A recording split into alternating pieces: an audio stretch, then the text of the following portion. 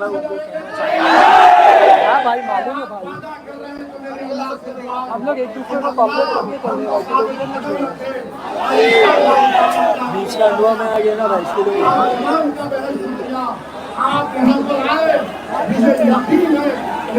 हम लोग को कितने दिक्कत 15 मिनट हम लोग कितने भी लड़ेंगे झगड़ेंगे, लेकिन चैनल को बाद में मिल के ही रहेंगे।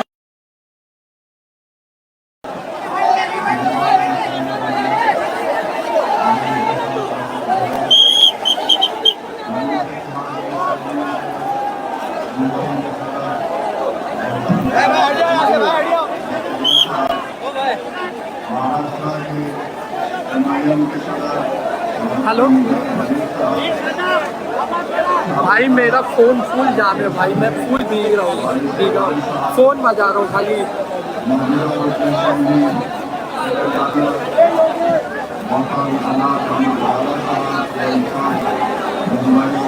समीर का स्पीकर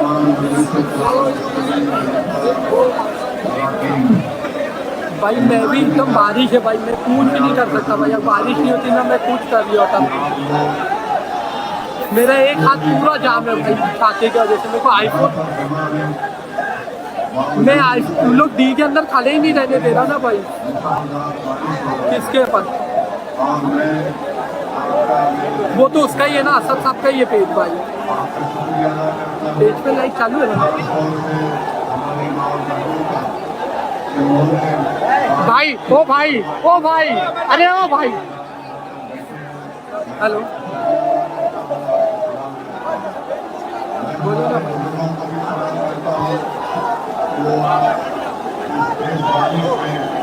बोलो ना भाई। हाँ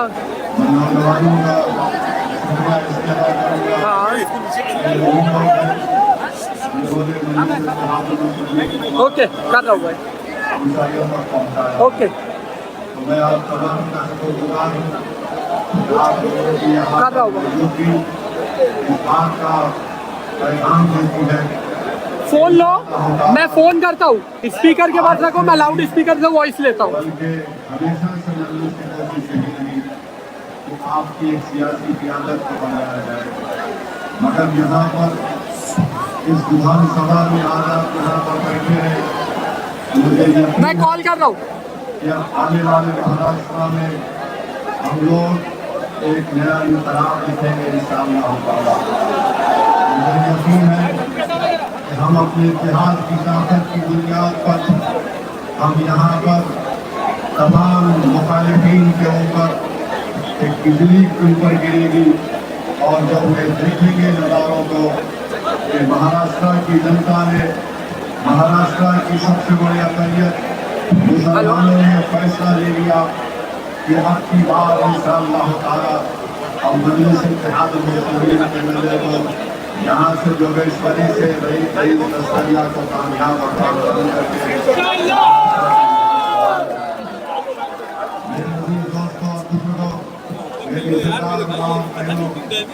अगर आप हम इधर कैमरा में आ रहा है, TV9 के कैमरा में मेरा था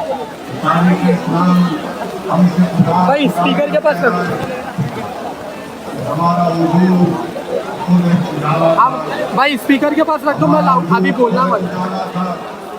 हमारे वजूद से दुनिया में सल्तनतें आए और आसमान से नया पानी मिला जा सका काबू की ताकत से, मगर हमने कभी के रास्ते में प्यार नहीं किया।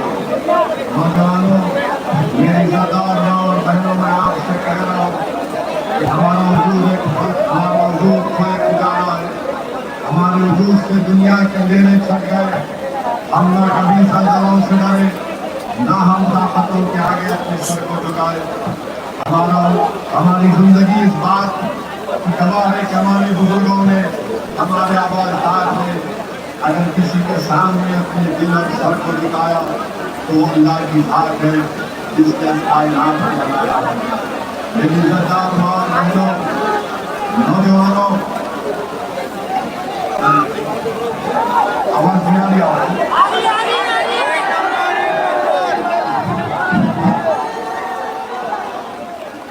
अभी आ रहे हैं।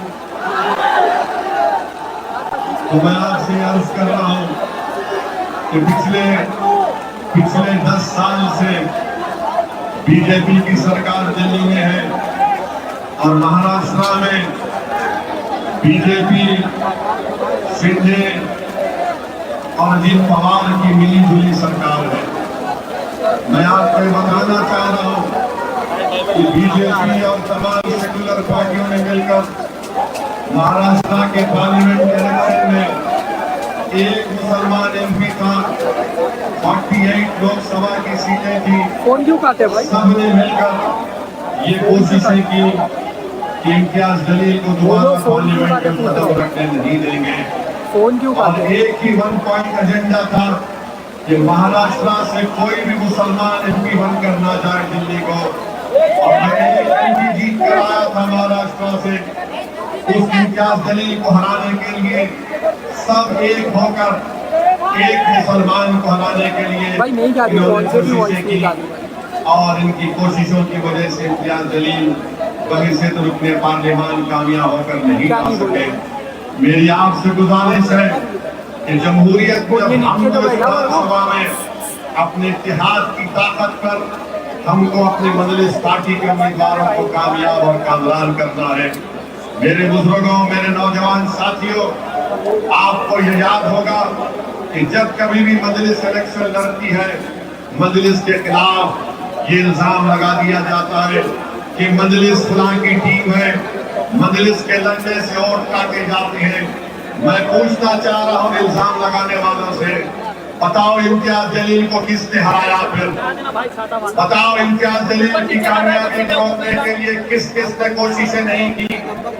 एक इम्तियाज जलील था जो पूरे महाराष्ट्र के दलितों के, मुसलमानों के, मुस्लिमों की आवाज भारत की लोकसभा में गूंजती थी।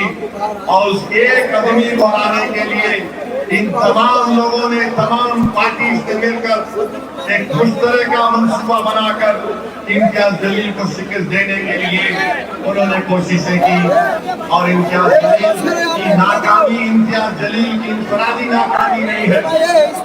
मजलिस इत्तेहाद मुस्लिमीन का एमपी नहीं जीता, ये सिर्फ मजलिस की का नुकसान नहीं है, बल्कि जो नुकसान महाराष्ट्र के गरीब और मजलूमों का है, महाराष्ट्र के गरीबों का है, महाराष्ट्र के दलितों मुसलमानों का है, जिनकी बेबाक आवाज को इन तमाम सियासी पार्टियों ने मिलकर, जो अपने आप को सेकुलर भी कहते हैं, जो कम्युनल भी है, इम्तियाज जलील की कामयाबी को रोका।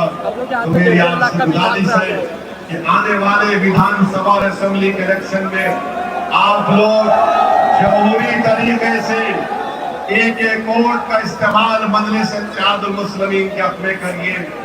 जो ताकतें, जो पार्टी हमको इल्जाम लगाते हैं, मेरा तुमसे एक ही सवाल है, इम्तियाज जलील को तुमने क्यों हराया?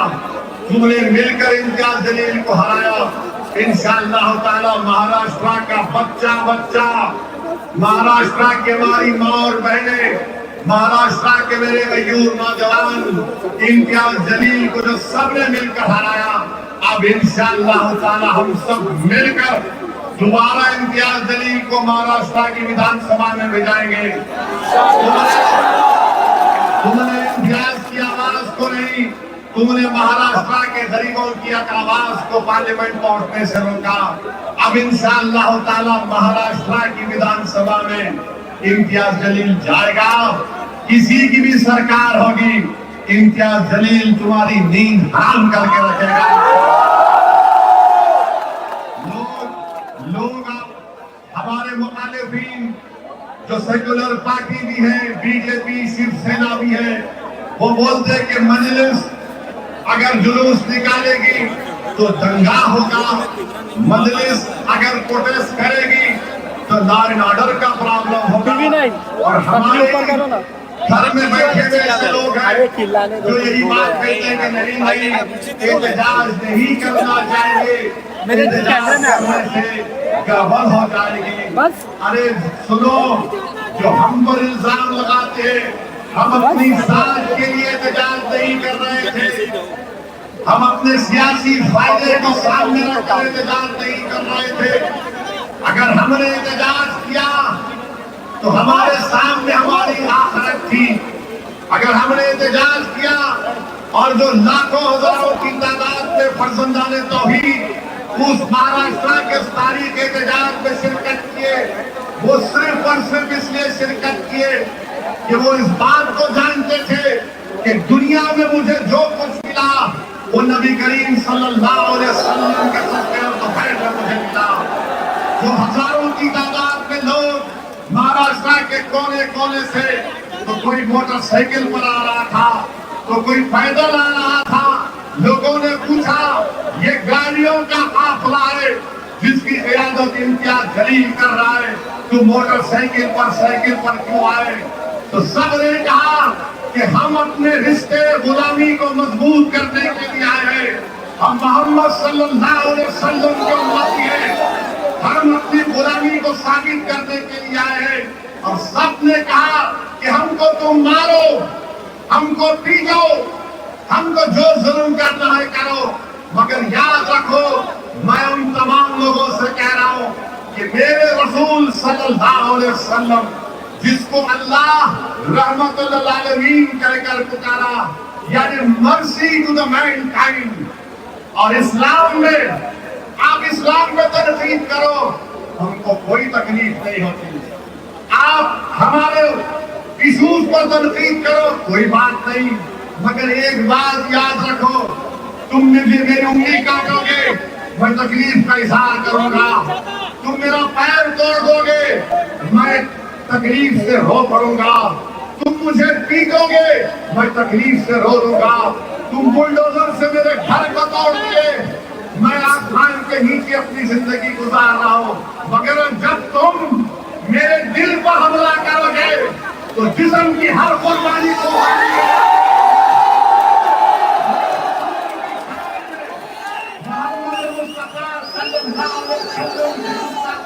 हम बर्दाश्त नहीं करेंगे। रसूलुल्लाह सल्लल्लाहु अलैहि वसल्लम prophet Mohammad peace be upon him हमारा दिल है, दिल पर कोई हमला नहीं कर सकता। और बकवास करते लोग बोले के साथ वो खुला शख्स थे रसूलुल्लाह सल्लल्लाहु अलैहि वसल्लम के बारे में अनाप शनाप रखा। मैं आज से कह रहा हूँ कि जिसको अल्लाह ने रहमतुल लिल आलमीन बनाकर भेजाया, अल्लाह ने जिसको मुबश्शिर कहा, बशीर कहा, अरे आसमान पर धूपने से आसमान पर धूप नहीं जाता, धूपने वाले के चेहरे और कुरान में बतलाया गया, सुनो, कुरान करीम में बतलाया गया कि जो मोहम्मद सल्लल्लाहु अलैहि वसल्लम की शान में गुस्ताखी करता है, एक शख्स था मुगीरा बिन वलीद उसका नाम था, वलीद बिन मुगीरा उसका नाम था, वो भी गुस्ताखी करता था। तो कुरान करीम में ऐलान कर रहा है कि जो नबी की शान में बकवास बकेगा वो वलदुल हराम है, वो वलदुल हराम है। इसीलिए ये लोग अपनी गंदी जबान से गंदी बकवास को बोलते हैं। अरे तुम बोल रहे हो तो याद रखो, कानून तो सबके लिए है ना। आप जब बोल चुके तो क्या महाराष्ट्र के मुख्यमंत्री को ये सेब देता है एकनाथ शिंदे उसका साथ दे? क्यों एकनाथ शिंदे उसका साथ दे रहे हैं? कानून अगर है तो उसको गिरफ्तार करो। हम क्या पूछ रहे हैं? हम ये नहीं कह रहे कि आसमान से तारे तोड़ कर ला कर दो, हम ये नहीं कह रहे कि चांद से मट्टी ला कर दो, हम ये कह रहे हैं कि कानून को इस्तेमाल करो और उसको जेल को भिजाओ। मगर आज आप देख रहे हैं कि कोई इस पर, जितने सेकुलर पार्टीज हैं सब खामोश सन्नाटा में गूंगे बनकर बैठे हुए हैं, कोई नहीं बोल रहा इसके ऊपर।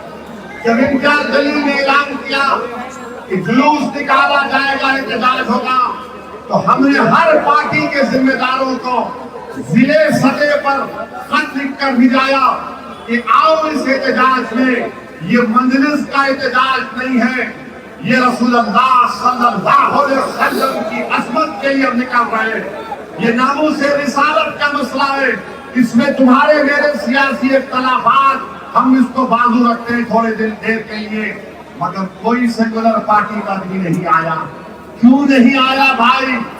हमने कांग्रेस को लेकर भिजाया, राष्ट्रवादी को लेकर भिजाया, समाजवादी को भिजाया, जितने जितने ये सब लोग हैं सबको हाथ भिजाया इम्तियाज जलील ने कि आओ तुम क़यादत करो, इम्तियाज जलील तुम्हारे पीछे चलेगा।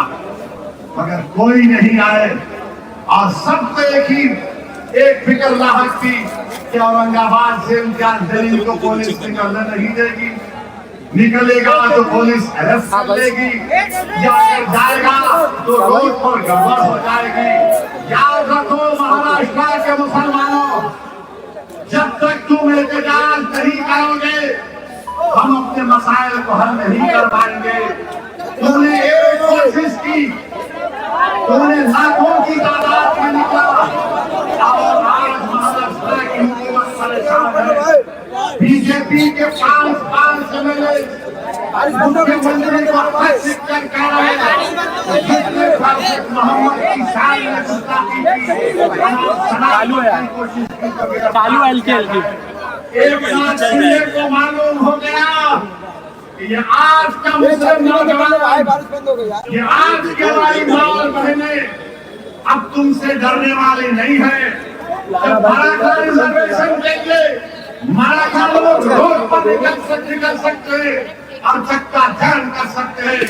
जब बैकवर्ड क्लास के लोग अपने मुतालबात के लिए रोड पर निकलकर मुंबई को बंद करा सकते हैं, जब दलित लोग अपने मनमाने के लिए हुकूक को एहतजाज कर सकते हैं, जब महाराष्ट्र का किसान हजारों मील चलकर मुंबई आ सकता है, तो क्या एक मुसलमान अपने नबी की अज़मत के लिए रोड पर नहीं निकल सकता?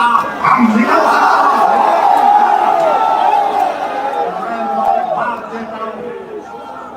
मैं मुबारकबाद देता हूँ आप तमाम को कि आपने एहतजाज किया, उलमा ने एहतजाज किया। मैं मुबारकबाद देता हूँ इम्तियाज जलील की हिकमत अमली को। थाने के पास इम्तियाज जलील ने कमिश्नर और कलेक्टर को बुलाया और अब हमारी मांग को लेकर उनको किया और इम्तियाज जलील ने कह दिया कि हम मुंबई में इंटर नहीं होंगे और उस परमन तरीके से वो तमाम लोग अपने घरों को वापिस हो गए। अब सुनो एक नाथ शिंदे और फडणवीस, हम मुंबई में अंदर नहीं हुए, अब मुंबई के अंदर इंशाअल्लाह एहतजाज शुरू होने वाला है। मुंबई के अंदर पुरअमन एहतजाज शुरू होगा। आपको परमिशन दो या न दो, हम एक दिन जाकर आजाद मैदान में बैठ जाएंगे और मुझे यकीन है कि आपका साथ मिलेगा। ये बारिश तुमको यहाँ आने से नहीं रोक सकी, तो रसूलुल्लाह के गुलाम अपने नबी की शान के लिए, अज़मत रसूल के लिए हम क्या जाकर नहीं बैठ सकते? हुकूमत से हम कह रहे हैं, एकनाथ शिंदे, फडणवीस, अजित पवार, नरेंद्र मोदी, अमित शाह,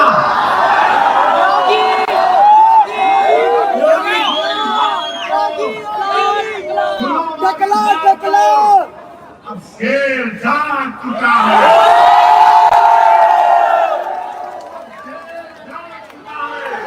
हमारी माँ बहनों ने अपने बेटों से कह दिया, बेटा उनको सितारा दिलाने वाले के लिए उनको खड़े होना है।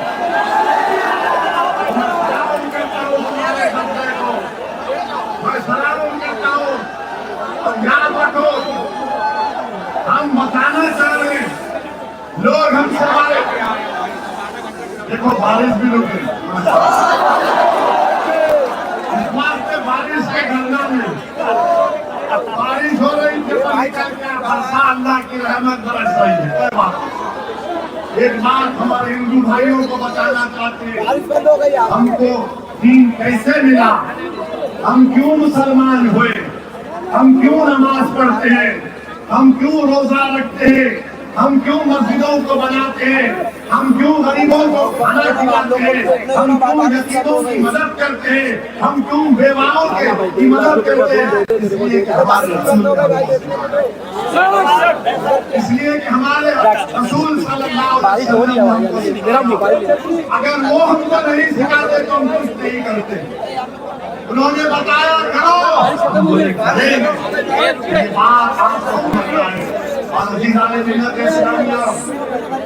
कुरान करीम में अल्लाह फरमाता है सूरह हुजरात में कि ऐ ईमान वालों अपनी आवाज को, अल्लाह होगा कुरान में, ऐ ईमान वालों अपनी आवाज को नबी की आवाज के आगे बुलंद मत करो, वरना तुम्हारे अमाल हफ्त कर लिए जाएंगे, खत्म कर दिए जाएंगे। एक सहाबी रसूल थे, उनका नाम साबित बिन कैस रज़ियल्लाहु ताला अन्हु। उन्होंने जब सुना तो रोते हुए बारगाह नबूवत से चले गए, कई दिन तक नहीं आए। सहाबा इकराम को अल्लाह के रसूल सल्लल्लाहु अलैहि वसल्लम ने भेजा और भेजकर पूछा कहाँ है साबित बिन कैस, बुला कर लेकर आओ। तो साबित बिन कैस से सहाबा इकराम ने अल्लाह के रसूल सल्लल्लाहु अलैहि वसल्लम का पैगाम पहुंचाया। तो साबित बिन कैस ने कहा मैं उनकी आवाज में बात करता हूँ, मेरे अमाल खत्म हो गए, मैं जहन्नमी हो गया। जाके रसूलुल्लाह सल्लल्लाहु अलैहि वसल्लम को बोले कि आका साबित बिन कैस ये कह रहे। तो रसूलुल्लाह सल्लल्लाहु अलैहि वसल्लम ने कहा कि नहीं, वो जन्नती है, वो जन्नत। तो मेरे अजीज दोस्तों और मेरे दोस्तों सुनो मेरी बात को। इमाम मालिक रहमतुल्लाह अलैह मदीने में है, हदीस बोल रहे, हदीस को बयान कर रहे। लोग उस महफिल में देख रहे हैं कि इमाम मालिक का चेहरे का रंग बदल रहा है, तकलीफ हिमाया है। और जब आप हदीस बयान कर चुके, उठकर आपने कपड़े को झटकाते बिच्छू निकला। लोगों ने पूछा इमाम मालिक आप क्यों नहीं उठ गए? इमाम मालिक ने कहा कि मैं रहमतुल आलमीन की हदीस को बयान कर रहा था, उसके अदब को मलूज रखकर इस दस्ते वाले की हदीस को बर्दाश्त कर रहा था बिच्छू की, क्योंकि अदब मेरे सामने था रसूलुल्लाह सल्लल्लाहु अलैहि वसल्लम। तो मेरे नौजवानों, तुमको ड्रग्स को छोड़ना पड़ेगा, तुमको जहज की लानत को खत्म करना पड़ेगा, तुमको एक मोमिन बनना पड़ेगा। तुमने अपने गुलामी के रिश्ते को मजबूत कर दिया, तुमने दुनिया को बता दिया कि मैं रसूलुल्लाह सल्लल्लाहु अलैहि वसल्लम का गुलाम हूँ। तुमने पूरे हिंदुस्तान के 19 करोड़ मुसलमानों के सर को फखर से ऊंचा कर दिया कि महाराष्ट्र में ऐसे फर्जंदाने तौहीद है जिन्होंने पुरअमन एहतजाज किया, हजारों लाखों की तादाद में निकले। अब हुकूमत भी परेशान, अब शिंदे परेशान, फडणवीस परेशान, अब ये सेक्युलर पार्टी भी परेशान। ये क्या हो गया? बोलो, क्यों नहीं बोलते तुम लोग? क्या तुम्हारी जबानों को कौन सा ऐसा ताला लग चुका है, तुम इस मसले पर नहीं बोलना चाहते? दूसरी बात, आज हम मीडिया से बात कर रहा था, वोट तो नहीं हो रहे ना,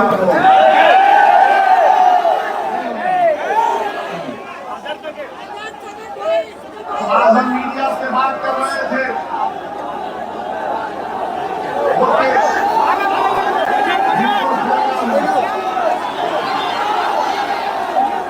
हम मीडिया से बात कर रहे थे कि मीडिया के लोग भी थे, तो मीडिया के लोगों ने अरे नहीं ऊपर नहीं नहीं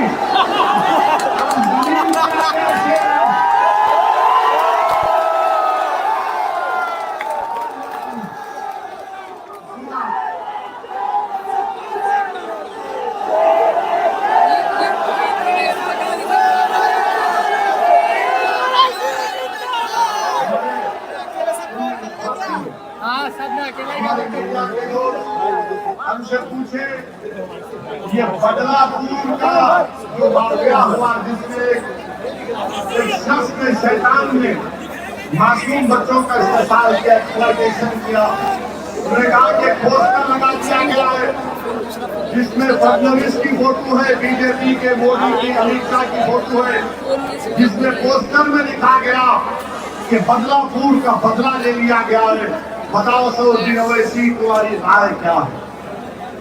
मैंने कहा कि जमहूरियत में भारत एक लोकतंत्र है जहां पर बाबा साहब अम्बेडकर का बना हुआ संविधान है और संविधान में रूल ऑफ लॉ है। नहीं, आवाज सुनो, आवाज सुनो। फिर बारिश हो तो क्या करेंगे?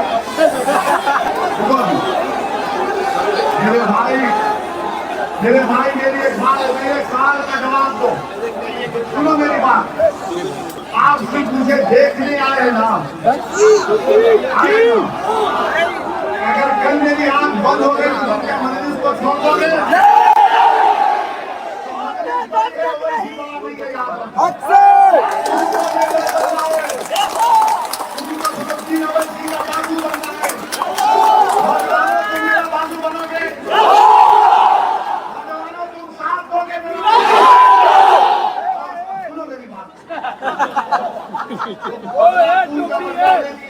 वो पोस्टर पे लिखा हमने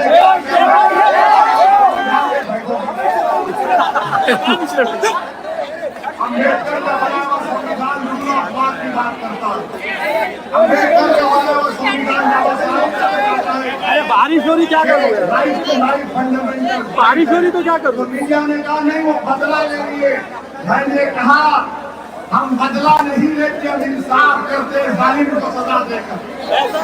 बदला माफिया के लोग और गुंडे और कातिल से थे। माफिया, गुंडे और कातिल में और सत्तर में बैठे हुए हुक्मरानों में फर्क होता है। जो चीफ मिनिस्टर होता है, जो डिप्टी चीफ मिनिस्टर होता है, वो बदले की भावना से काम नहीं करता, उसको इंसाफ को सामने रखकर काम करना पड़ेगा। मीडिया नहीं समझी। मैं आपको याद दिला रहा हूँ, पाकिस्तान से टेररिस्ट आए थे मुंबई में, आए थे बीटी स्टेशन पर मासूम भारत के लोगों के साथ उनकी होली खेली। बड़े बड़े होटलों में जाकर लोगों का कत्लेआम किया उन टेररिस्ट ने। उसमें एक टेररिस्ट था जिसका नाम अजमल कसब था। उस कसब को पकड़ने में हमारा एक बहादुर हिंदू भाई पुलिस वाला शहीद हो गया। हुआ हम नसब को पकड़े, जेल में डाले, कोर्ट में केस कराए, कोर्ट ने फांसी की सजा दी, हमने फांसी दी।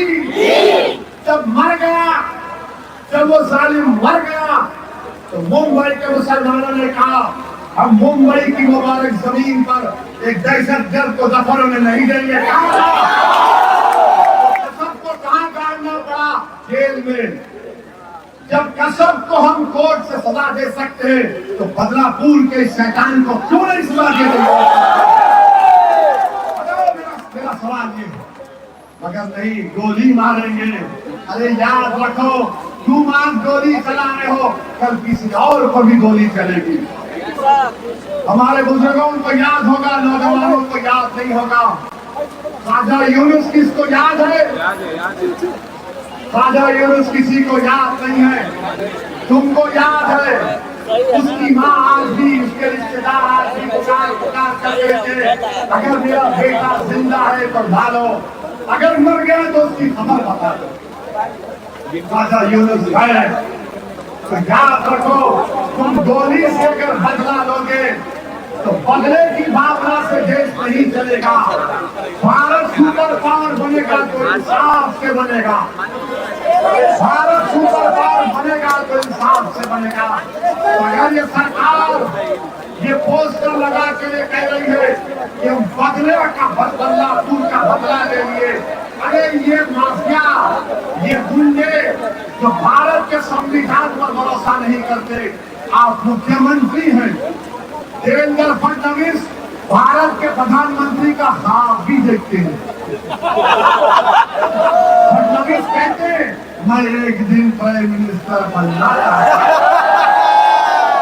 कोई बुरी बात नहीं है, कोई बुरी बात नहीं है। ख्वाब देखना कोई हराम चीज नहीं है, मगर जब आप ख्वाब देख रहे हैं तो इंसाफ के बारे में सोचो। हम तो ये चाहते थे कि बदलापुर के लोगों को कोर्ट सजा देती उस जालिम को, वो जेल में सड़ता, अपनी मौत के लिए पुकारता और फिर जाकर उसको मौत अपने आगोश में ले लेती, मगर आपने उसको आसान रास्ता दे दिया। ये इंसाफ है या नहीं है, ये मैं आप पर छोड़ता हूँ। तीसरी बात, नरेंद्र मोदी का दिल नहीं भरा मुसलमानों। मोदी ने अपने बुलडोजरों से मुसलमानों के घरों को तोड़वा दिया।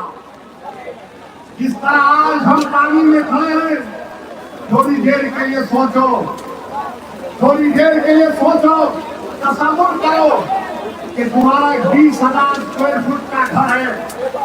मध्य प्रदेश के छतरपुर में हाजी शहजाद अली ने 20,000 स्क्वायर फुट का घर बनाया।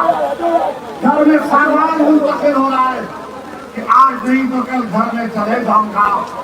ये जो जालिम जिसने महाराष्ट्र में हमारे नबी रसूल की शान में गुस्ताखी करने की कोशिश की, छतरपुर की जनता ने एहतजाज किया, वायलेंस हो गया। हाजी शहजाद को कलेक्टर ने कहा रुकाओ, जनता नहीं सुनी तो क्या हुआ बाद में? हाजी शहजाद अली के 20,000 स्क्वायर फीट के घर को मोदी के बुलडोजरों ने तोड़ दिया। आज हाजी शहजाद अली के घर वाले, आज हम जलसा सुनने के लिए बारिश में भीग रहे हैं। वो 1 महीने से धूप में आसमान के नीचे खड़े हैं, बच्चे हैं, बेटे हैं, बारिश के नीचे खड़े हैं। अरे कितने घरों को तुमने तोड़ दिया। याद रखो मोदी, जुल्म जब होता है तो एक दिन जुल्म का खात्मा होगा, अल्लाह इंसाफ करेगा, इंशाअल्लाह। मैं सलाम करता हूँ हाजी शहजाद अली के जज्बे को। हाजी शहजाद अली ने वीडियो निकाल कर कहा कि मैंने प्रॉफेट मोहम्मद सल्लल्लाहु अलैहि वसल्लम के बारे में जिसने बकवास बकी थी, उसके खिलाफ कानूनी कार्रवाई के लिए हम प्रोटेस्ट किए। अगर मेरे रसूल के लिए घर को कुर्बान करना है तो मैं इसे दोल भर को हबीबुल्लाह को कुर्बान। याद रखो, हम बारिश में खड़े हैं, भीग रहे हैं, बच्चे हैं, माए हैं। मैं तुम्हारे से एक अपील कर रहा हूँ, तुम यहाँ बैठे बैठे अपने दिल से दुआ करो, अपने दिल में दुआ करो कि अल्लाह, जो ये जालिम लोग हमको सिर्फ इस बात की सजा दे रहे कि हम तेरा कलमा पढ़ने वाले हैं, या अल्लाह हमको सिर्फ इस बात की सजा दे रहे कि हम तेरी तौहीद का इक़रार करने वाले हैं, या अल्लाह हमको इसलिए मारा जा रहा है कि हम तेरे हबीब को खातिमुन नबीय्यीन मानते हैं। परवरदिगार, जो हम पर गुजर रही है हम उसको तेरे हवाले करते हैं, तू इंसाफ करा। और मुझे यकीन है, उसके कैमरे में भी मुझे यकीन है कि जो गरीब और मजलूम है, चाहे हिंदू, मुसलमान, दलित, आदिवासी हो, जो हुक्मरान जुल्म करेगा, अल्लाह देख लेगा उन लोगों को। अरे तुम हमको कमजोर समझ कर दबा रहे हो।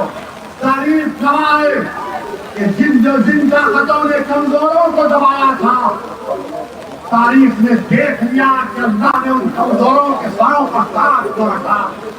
जिन जालिमों ने भूखे प्यासों को मारा और पीटा, अल्लाह ने उनके सरों पर तख्त व ताज की जिम्मेदारी आयद कर दी।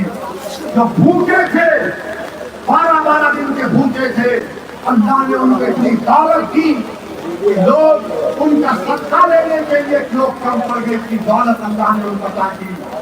मैं आपसे अपील कर रहा हूँ कि अल्लाह को तवक्कल करो, उम्मीद अल्लाह से रखो और इंशाअल्लाह ताला जालिम के जुल्म का खात्मा होगा इंशाअल्लाह। घबराने की जरूरत नहीं है। नरेंद्र मोदी भारत की पार्लियामेंट में मुसलमानों को कम करके, क्या आपने पार्लियामेंट इलेक्शन में नहीं सुना कि मोदी ने कहा था कि भारत की मुस्लिम माएं ज्यादा बच्चों को पैदा करती है। मोदी जी, आपकी माँ को 6 बच्चे थे। अमित शाह, आपके 7 या 9 बहनें हैं। ये सब भूल गए युवाओं पर नजरें लगा कर बैठे कि बच्चे बहुत पैदा कर रहे हैं। मोदी जी आपको कैसे मालूम बच्चों के बारे में?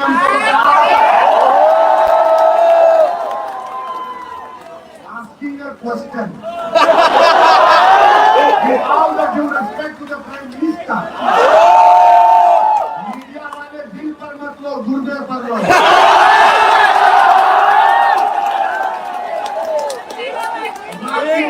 नहीं मालूम, हमारे डैडी को बोलिए,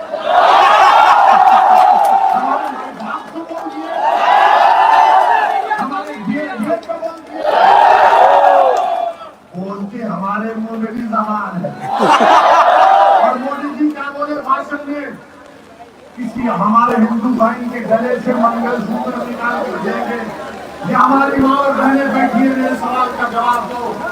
क्या आप पसंद करेंगे कि किसी हिंदू बहन का मंगलसूत्र आपको छीन कर दिया जाए? तुमसे नहीं, इनसे पूछो। हर चीज में तुम आ जाते, 50% आबादी है और तो उनको वोट देना पड़ेगा इनका भी। आपको पसंद है कि कोई हिंदू बहनों के घरों से मंगलसूत्र छीन कर ला कर? आप कईयों है नहीं है? अरे ये वो बहनें हमारी माँ है और मोदी जी बोल रहे मंगलसूत्र छीन के लाते हैं। मोदी जी, भारत में मुसलमानों का टोटल फर्टिलिटी रेट गिर चुका है और इंशाअल्लाह ताला एक आइंदा 70 साल में हिंदू और मुसलमान पॉपुलेशन स्टेबलाइज होगा, स्टेबलाइज। अब वो शादी करने के बाद बोलना, समझेगा। और बीवी को जुल्म नहीं करना, बीवी को छोड़ के नहीं रहना अकेले, बीवी के साथ रहना।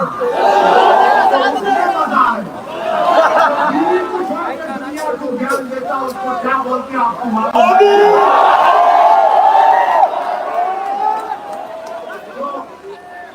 अब नरेंद्र मोदी, हाँ अभी आपको मालूम है, मीडिया वाले बोलेंगे भटका हुआ अब नरेंद्र मोदी एक वक्त के कानून को लाए हैं, वक्त का बिल लाए हैं। आप अंदाजा लगाइए, वक्त की जो जायदादें हैं वो हमारे आबो अजदाद ने अपने सारे खून पसीने की कमाई से जोड़ा दिया। मोदी बोले नहीं, ये गवर्नमेंट प्रॉपर्टी है। मोदी जी, प्रॉपर्टी का मालिक अल्लाह है, मोदी नहीं हो सकता। तो मोदी क्या कर रहे हैं? मोदी ये कह रहे हैं कि मैं बिल लाया हूँ और बिल के जरिए बताना चाह रहा हूँ कि वक्त की प्रॉपर्टी का मालिक है, सुनो, वक्त की प्रॉपर्टी का मालिक अल्लाह नहीं है, मोदी होगा। मोदी जी, ये हमको बर्दाश्त नहीं है। अब क्या कह रहे कि वही वक्त कर सकता है जो 5 साल से प्रैक्टिसिंग मुसलमान, 5 साल से प्रैक्टिसिंग मुसलमान हो। अब मोदी जी बताइए, प्रैक्टिसिंग मुसलमान की क्या बोलते हैं, इनकी परिभाषा क्या है? परिभाषा क्या है? अगर जिसकी गाड़ी है उन्हें प्रैक्टिसिंग है, नहीं मोदी जी बोलो तो मोदी जी बोलेंगे तो भी गाड़ी है, मगर मुसलमान की गाड़ी लगता है। अब मोदी जी से पूछना चाह रहे हैं कि टोपी पहनना प्रैक्टिसिंग मुसलमान है? क्या मस्जिद में जाकर नमाज पढ़ना प्रैक्टिसिंग मुसलमान है? क्या रोज सुबह तहज्जुद की नमाज हमारे हजरीन करते हो प्रैक्टिसिंग मुसलमान है? कोई अगर तस्वीर आप देने पे जिक्र करेगा वो प्रैक्टिसिंग है या नहीं? नहीं गिराने आया हूँ सबकी जिंदगी। मोदी जी से पूछना चाह रहे, अगर किसी की वाइफ नॉन मुस्लिम है तो प्रैक्टिसिंग है नहीं है? अब मोदी जी से पूछना चाह रहे, शादी करके बीवी को घर में नहीं रखा तो प्रैक्टिसिंग है नहीं? समझे ना, अकल मन को इशारा का। अब मोदी जी बताइए, प्रैक्टिसिंग मुसलमान को डिफाइन नहीं किया गया। होते कौन है मोदी जी मुझे सर्टिफिकेट देने वाले? मैं जब अल्लाह के करम से अपनी अम्मा के पेट में था तो मेरी अम्मा अपने पेट पर हाथ रखकर कुल वल्लाह अहद कुल वल्लाह अल्लाहु समद लम यलिद वलम यूलद। हमारी माँ इसका हमको कहना थी। मोदी जी बोले बेटा 5 साल जब हो जाएंगे ना मेरे पास आना, मैं चाय पिलाऊंगा, तुमको ज्ञान दूंगा और तुमको बोलूंगा पकौड़ा बनाओ। उसके बाद मोदी जी बोलेंगे बेटा सेल्फी लेते हैं, मुसलमान हो। वाह वाह मोदी जी, अब आप तय करेंगे कौन मुसलमान है। ये वक्फ बोर्ड के कानून में बनाया गया। मैं आपको एक बात कह रहा हूं, अगर ये बिल कानून बनेगा, हम और आप एक बाबरी मस्जिद को खो चुके हैं, हम कई मस्जिदों को खो देंगे। हम एक बाबरी मस्जिद को खोए, कई मस्जिदें हमसे छीन ली जाएंगी, कई दरगाहें खत्म कर दी जाएंगे, खुदा ना खास्ता खानखाने बर्बाद कर दिए जाएंगे, कब्रस्तानों पर बिल्डिंगें खड़ा कर दी जाएंगी। क्यों? क्योंकि मोदी ने इस में वक्फ और यूजर को खत्म कर दिया। अभी आरएसएस बीजेपी के युग चले, ये कहते हैं कि वक्फ और यूजर, सुनो, वक्फ और यूजर हमारे हिंदू भाइयों के धर्म में भी है। और यूसेज और कस्टम हमारे हिंदू भाई बहन के प्लेसेस को रिलीजियस वो बन जाती है। और ये बोलते हैं मेरे खिलाफ एक सोशल मीडिया पर इनके आधे दिमाग के उल्लुओं ने, इनके आधे दिमाग के ट्यूबलाइट ने, इनके थम्सअप ने सुनते हुए ऐसा बोल दिया।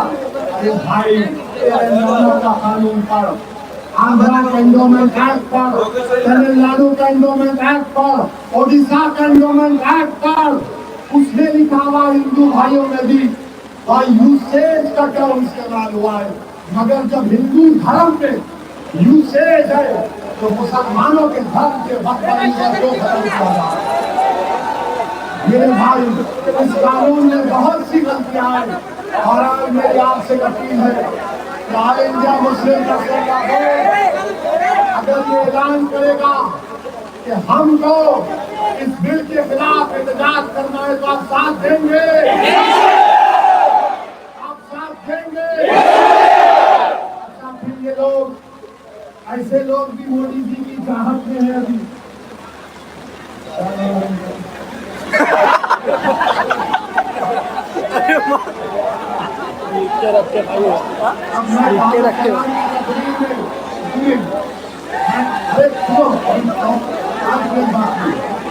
दारुसलाम की तकरीर में मैंने इनके बारे में कहा तो लोग मुझसे पूछे कि आपने रंग बिरंगी कहीं क्या।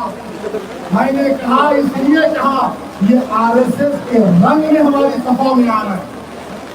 और जब रंग की बात आई तो अमीर खुसरो ने क्या अच्छा कहा था, अमीर खुसरो ने क्या अच्छा कहा था, मैं उस रंग को मानने वाला हूँ।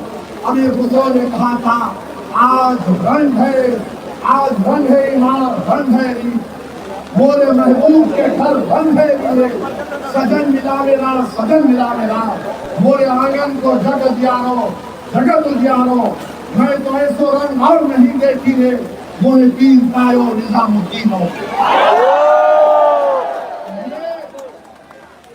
इनके ये जो मोदी जी का नमस्कार, वाह मोदी जी, ये आरएसएस के रंग में है। और वैसी जो अमीर खुसरो ने कहा था महबूब इलाही के बारे में, इस रंग में और उस रंग में जमीन आसमान का फर्क है। मेरे दोस्तों और बुजुर्गों, आपको मालूम अजमेर की दरगाह के खिलाफ आज अजमेर में केस पड़ गया कोर्ट में, और केस डालने वालों ने कह दिया कि अजमेर की दरगाह में तो बुलंद दरवाजा है, उसके नीचे मंदिर है। अब बताइए आप, अभी वक्त का कानून बना है, ये भाई छाता नीचे करो भाई, मगर ये लोग अपनी तैयारी शुरू कर चुके हैं। बहरहाल मेरे अजीज दोस्तों और बुजुर्गों, आने वाले विधानसभा में इस विधानसभा से हमने रईस कचहरिया साहब का उम्मीदवार बनाया है। तो मेरी आपसे गुजारिश है कि आप रईस कचहरिया को अपना नया विधायक बनाएंगे इंशाअल्लाह। और महाराष्ट्र में मजलिस की कामयाबी के लिए दुआ करेंगे। कहीं नहीं बोले करेंगे तो नहीं। हाँ भाई मालूम है भाई, हम लोग एक दूसरे को कॉपरेट करके कर रहे हैं।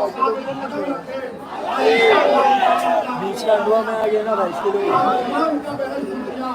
आप यहाँ पर आए, मुझे यकीन है कि हम लोग को कितनी भी दिक्कत है, 15 मिनट हम लोग कितने भी लड़ेंगे झगड़ेंगे, लेकिन चैनल को बाद में मिल के ही रहेंगे।